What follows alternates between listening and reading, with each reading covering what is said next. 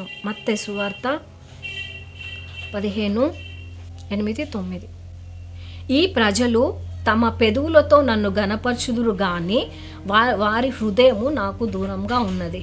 మనుషులు కల్పించిన పద్ధతులు దైవోపదేశములని బోధించుచు వారు నన్ను వ్యర్థముగా ఆరాధించుచున్నారు అని యెషయా మిమ్మును గురించి ప్రవచించిన మాట సరి అని వారితో చెప్పాను. ఇక్కడ ఏందంట,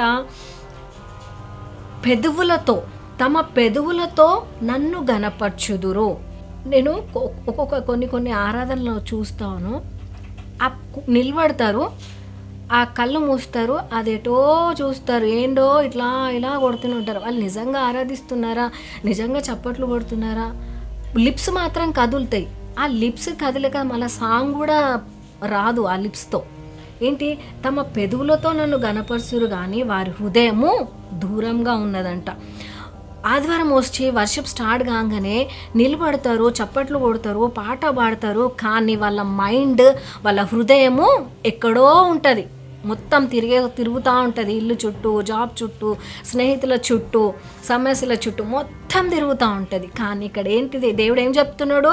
హృదయము నాకు దూరంగా ఉన్నది. దేవుడు చెప్పినట్టే మనం ఆరాధిస్తున్నాము. సో ఈ సమయంలో నీవు దేవుని ఆరాధించేటప్పుడు నీ మనసుతో ఆరాధిస్తున్నావా? నువ్వు హృదయపూర్వకంగా దేవుణ్ణి ఆరాధిస్తున్నావా?